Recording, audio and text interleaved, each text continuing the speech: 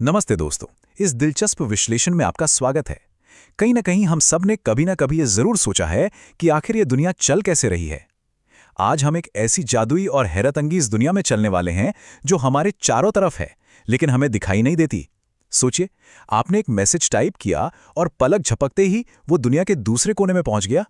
ये हवा में तैरता हुआ कोई जादू बिल्कुल नहीं है।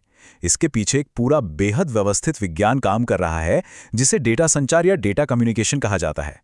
युवाल नोआ हरारी का एक बड़ा ही सटीक और दार्शनिक विचार है। उनका मानना है कि हम अपने स्मार्टफोन के साथ पूरी तरह घुल मिल गए हैं। और सच में ये नेटवर्क आज इंसानियत के लिए एक नर्वस सिस्टम यानी तंत्रिका तंत्र की तरह बन चुके हैं। हमारे फोन, हमारे कंप्यूटर, ये अब सिर्फ मशीनें थोड़ी ना है, ये हमारे सोचने और संवाद करने के तरीके का एक अहम हिस्सा बन गए हैं। इसलिए इस अदृश्य जाल, इस इनविजिबल वेब को समझना अब पहले से कहीं अधिक जरूरी और मजेदार हो गया है। तो चलिए आज की इस चर्चा का एक नक्शे कदम तय कर लेते हैं। हम 6 मुख्य बातों पर गौर करेंगे: अवधारणा और संचार के मूल घटक, नेटवर्क क्षमता को मापना, ट्रैफिक फ्लो के प्रकार, नेटवर्क स्विचिंग की तकनीकें, वायर्ड ट्रांसमिशन यानी केबल्स, और आखिर में वायरलेस ट्रांसमिशन की अदृश्य तरंगें। हम नेटवर्किंग के बड़े कॉन्सेप्ट से शुरू करके सीधे उन तारों और तरंगों तक जाएंगे जिस पूरे सिस्टम की जान है।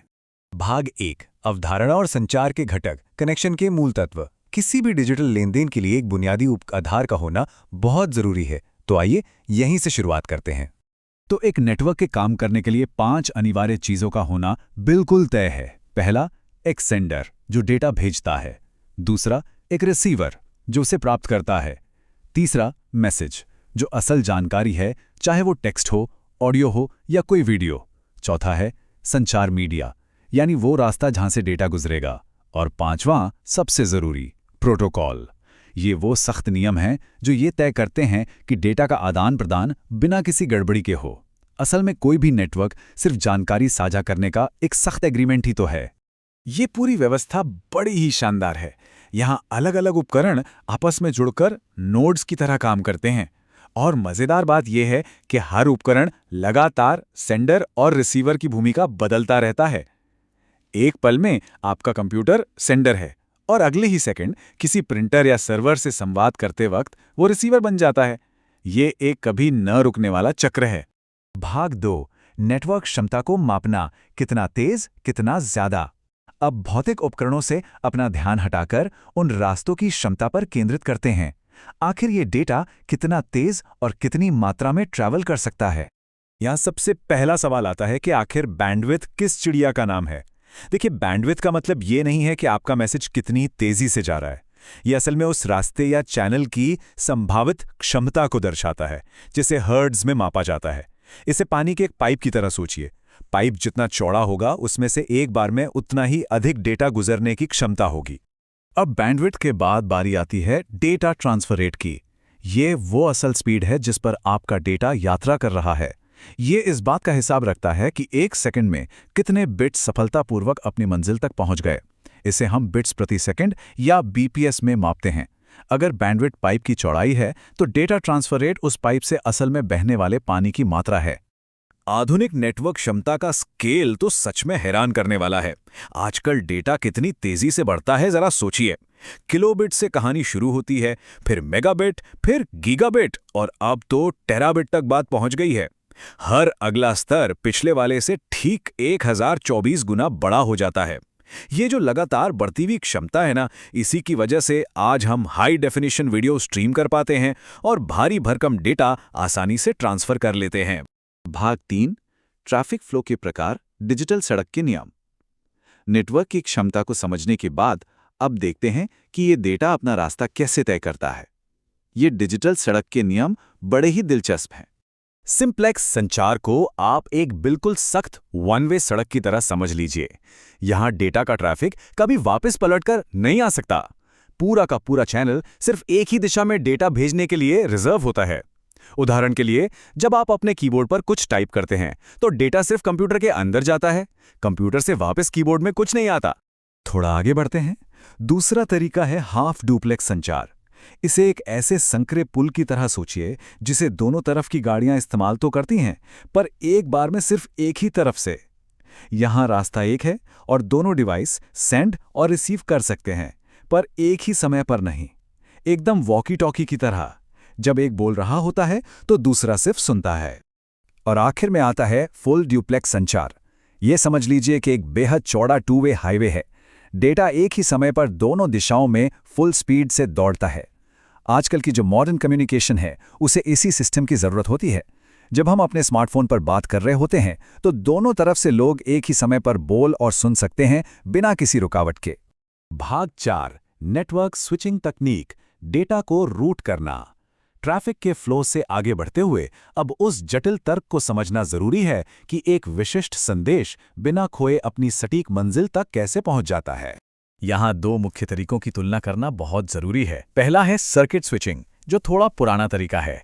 इसमें पूरी बातचीत के दौरान एक पक्का रास्ता सुरक्षित कर दिया जाता है, बिल्कुल पुराने जमाने के टेलीफोन सिस्टम की तरह। लेकिन दूसरी तरफ है पैकेट स्विचिंग, जो आज के जमाने का असली हीरो है। ये संदेश को छोटे छोटे हिस्सों या पैकेट्स में तोड़ देता है। फिर ये पैकेट्स अलग अलग और सबसे जल्दी वाले रास्ते ढूंढते हुए अपनी मंजिल पर पहुंचते हैं और वहां जाकर दोबारा जुड़ जाते हैं। सच मानिए, आज का हमारा पूरा इंटरनेट इसी कमाल के पैकेट स्विचिंग कॉन्सेप्ट पर टिका है। भाग 5, वायर्ड ट्रांसमिशन मीडिया, भौतिक केबल। अब डेटा को रूट करने के तर्क से निकलकर थोड़ा उन असली छूने लायक तारों पर नजर डालते हैं जो दुनिया भर का इंटरनेट ट्रैफिक उठाए घूम रहे हैं। वायर्ड नेटवर्क में मुख्य रूप से दो तरह के केबल काम आते हैं। एक होते हैं ट्विस्टेड पेयर केबल, जो काफ़ी सस्ते होते हैं और आमतौर पर हमारे लोकल नेटवर्क यानी लैन में इस्तेमाल होते हैं। पर इनमें एक दिक्कत है, बाहरी शोर या इंटरफेरेंस का असर इन पर जल्दी पड़ता है। दूसरी तरफ होते हैं कोएक्सियल केबल। इनके अंदर एक मजबूत शील्डिंग होती है जो किसी भी बाहरी गड़बड़ी को अंदर नहीं आने देती, जिससे ये लंबी दूरी तक तेजी से डेटा ले जाने में माहिर होते हैं। लेकिन अगर किसी तकनीक ने सच में क्रांति ला दी है तो वो है ऑप्टिकल फाइबर। और इसकी सबसे हैरत अंगेज बात क्या है पता है? ये डेटा ले जाने के लिए करंट का इस्तेमाल ही नहीं करता। इसके बजाय ये कांच के एक बेहद पतले तार के अंदर रोशनी यानी लाइट के जरिए डेटा भेजता है। सोचिए, रोशनी की स्पीड पर भारी मात्रा में डेटा बिना किसी शोर शराबे के हजारों किलोमीटर दूर तक चला जाता है। ये हमारे इंटरनेट की असली रीढ़ की हड्डी है। भाग 6, वायरलेस ट्रांसमिशन तकनीक, अदृश्य तरंगें। हमने तारों की बात तो कर ली, अब बात उन तरंगों की जो बिना किसी तार के हवा में आज़ाद उड़ती हैं। इलेक्ट्रोमैग्नेटिक स्पेक्ट्रम को जिस तरह अलग अलग हिस्सों में बांटा गया है वो बड़ा दिलचस्प है। जैसे रेडियो तरंगें हर दिशा में फैलती हैं और आसानी से दीवारों के आर पार चली जाती हैं, इसलिए ये रेडियो और टीवी में काम आती हैं। दूसरी हैं माइक्रोवेव्स। ये सिर्फ एक ही दिशा में एक सीधी लाइन में चलती हैं, इसलिए इनके ट्रांसमीटर और रिसीवर का आमने सामने होना जरूरी है। सैटेलाइट्स और रडार इसी पर चलते हैं। और फिर आती हैं इंफ्रारेड तरंगें, जिनकी फ्रीक्वेंसी बहुत ज़्यादा होती है पर ये दीवार पार नहीं कर सकती, इसलिए इनका इस्तेमाल हम सिर्फ छोटी दूरी के रिमोट कंट्रोल वगैरह के लिए करते हैं। ये सारी अदृश्य तरंगें कोई किताबी बातें नहीं हैं, बल्कि रोज़ हमारी ज़िंदगी को आसान बना रही हैं। देखिए ना, ब्लूटूथ हमारे करीब रखे डिवाइस को आपस में जोड़ देता है। वाईफाई हमें बिना तार के पूरे घर में इंटरनेट की आज़ादी देता है। वाईमैक्स एक बहुत बड़े इलाके को वायरलेस नेटवर्क से कवर कर लेता है। और सैटेलाइट ब्रॉडबैंड तो सीधे अंतरिक्ष से हमारे घरों तक इंटरनेट पहुंचा देता है। ये बिल्कुल किसी जादू की तरह लगता है, पर है एकदम प्रैक्टिकली काम करने वाला विज्ञान। तो इस पूरी चर्चा के बाद एक बहुत ही ज़रूरी सवाल उठता है। आज हमारी पूरी दुनिया डेटा के इस अदृश्य जाल पर टिकी है। हमने तांबे के तारों से सफ़र शुरू किया, कांच के रेशों तक पहुंचे और अब अंतरिक्ष से आने वाली तरंगों का इस्तेमाल कर रहे हैं। तो अगली बड़ी छलांग क्या होगी? क्या आने वाले कल में कोई ऐसी नई ट्रांसमिशन तकनीक आएगी जो हमारी सोच के दायरे को भी पीछे छोड़ देगी? इस सवाल पर ज़रूर सोचिएगा, क्योंकि संचार और तकनीक के विकास की ये कहानी अभी ख़त्म नहीं हुई है। आज के इस विश्लेषण में इतना ही। फिर मिलेंगे